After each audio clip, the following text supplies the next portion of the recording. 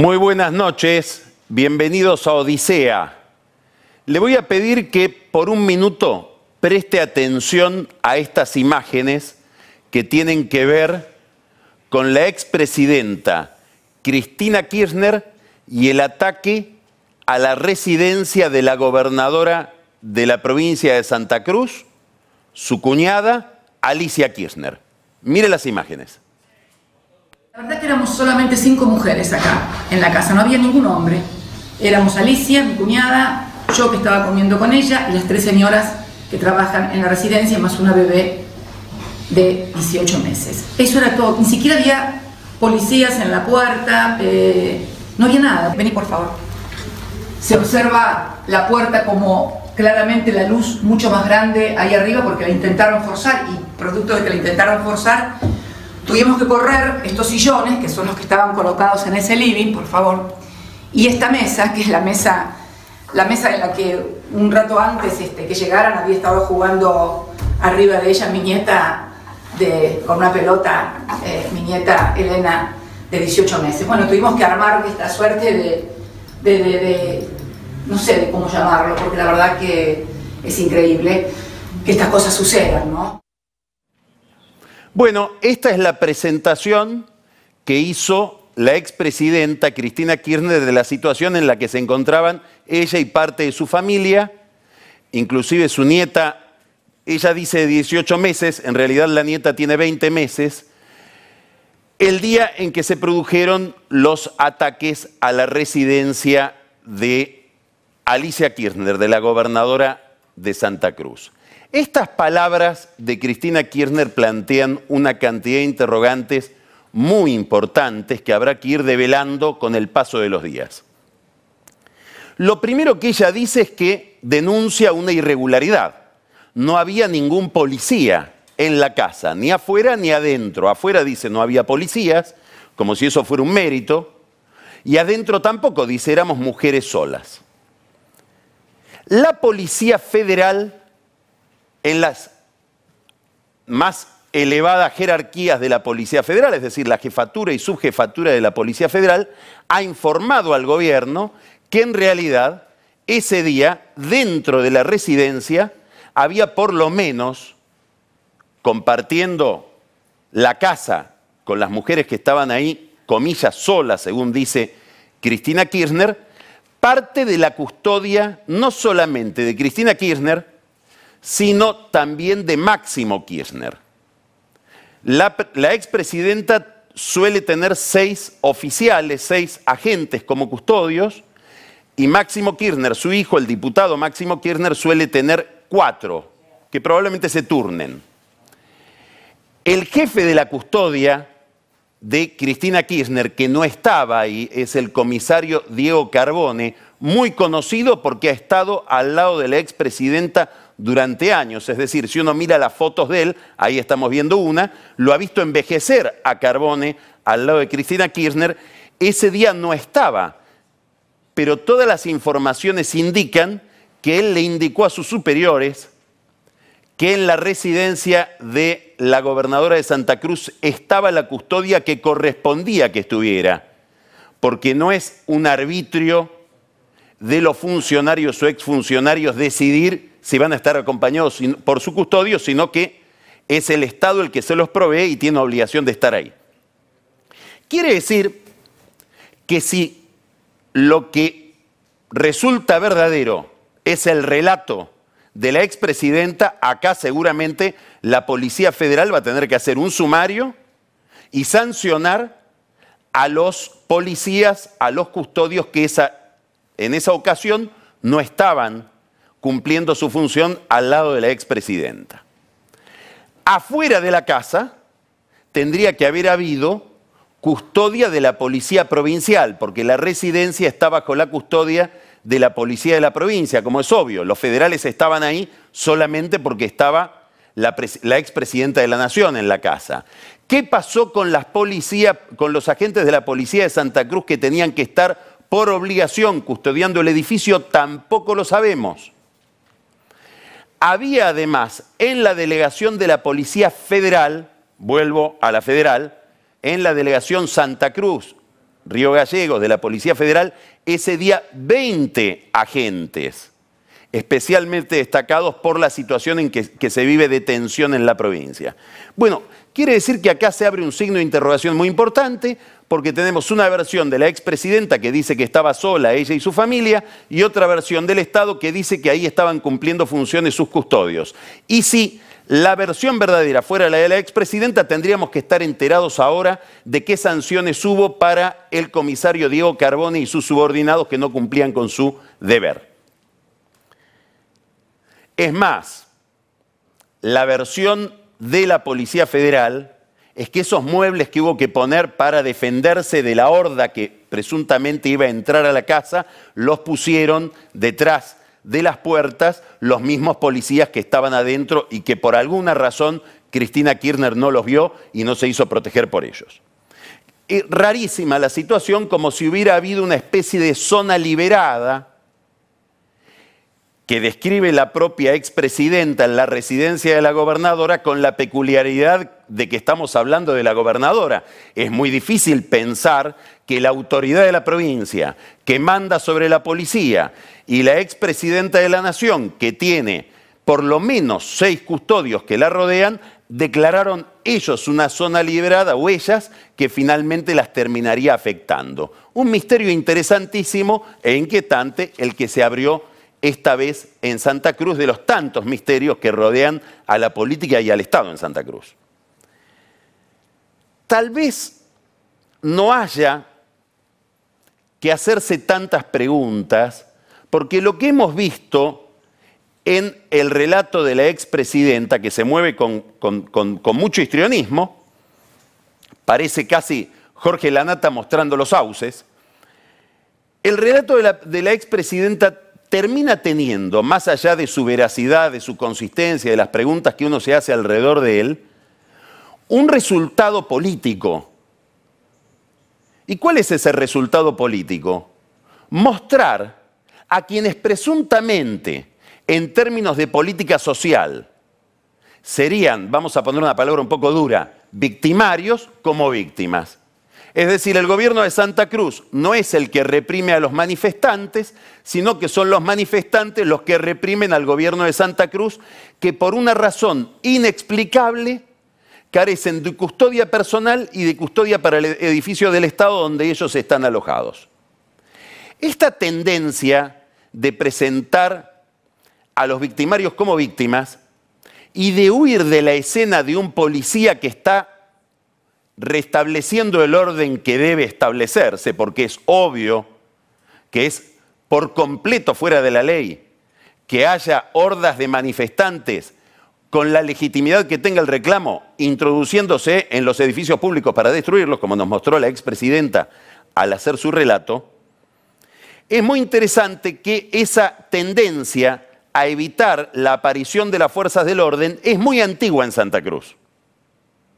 Hay que ir a los relatos de la crisis del 2001, cuando había caceroleros, y Néstor Kirchner, en vez de mandar a la policía, y que quede desagradable el Estado reprimiendo al manifestante, había armado una especie de fuerzas de defensores de la democracia que se enfrentaban con los manifestantes para que quede como que no era el Estado el que reprimía, sino cuestiones de unos manifestantes contra otros, los de la democracia y los del caos.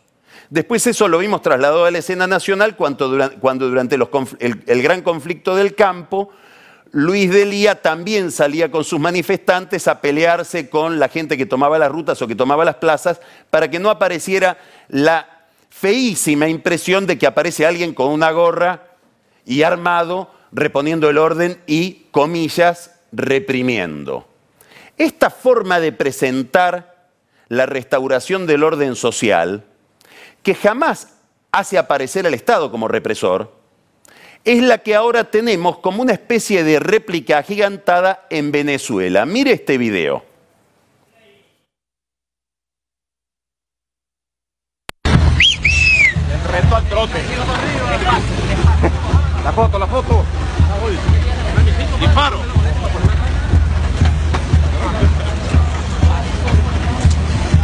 Se agarra aquí, ¿no? Sí, porque adelante. Y aquí van cayendo los cartuchos. Esto podemos llevar unas 10, 20 mil a todos los barrios y campos para defender el territorio de Venezuela, defender la patria, la soberanía. Esto y con otro tipo de armamento que estamos preparando secreto para, bueno, poder moverse en barrios, campos, en todos lados. Ah, correcto.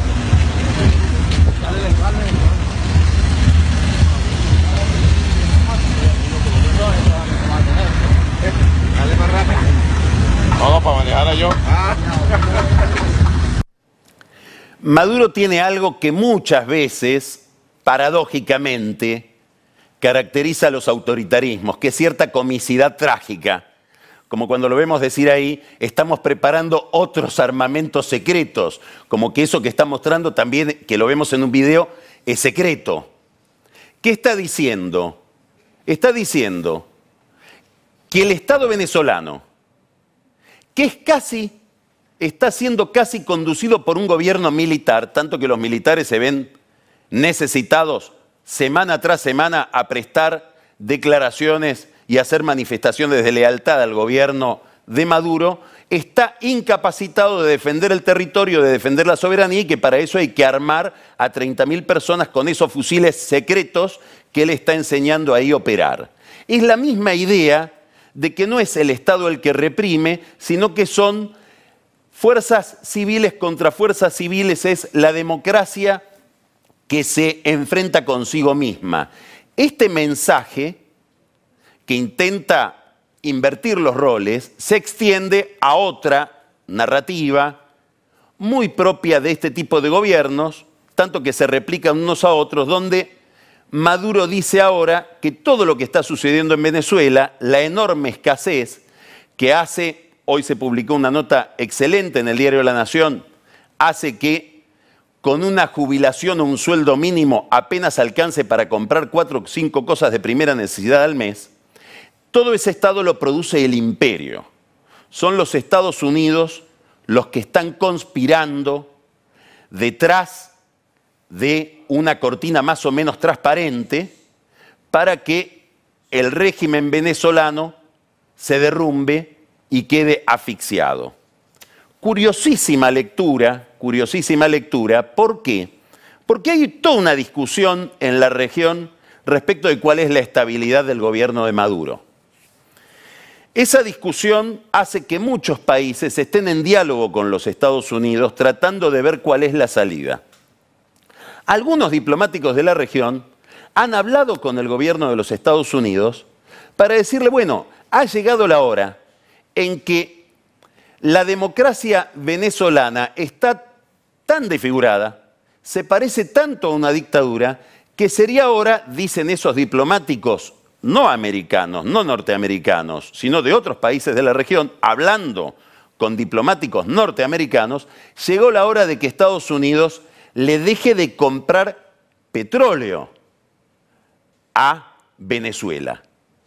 Y ahí es donde los americanos, el gobierno de los Estados Unidos, dice eso no, porque nos han castigado durante más de 50 años o más de 40 años por el bloqueo comercial a Cuba, y además no podemos prescindir de un tipo de petróleo para el que están preparadas muchísimas refinerías. Es un petróleo muy pesado que llega al Orinoco, refinerías que si no tienen ese petróleo no podrían producir combustible y tendríamos un problema de abastecimiento interno nosotros los norteamericanos.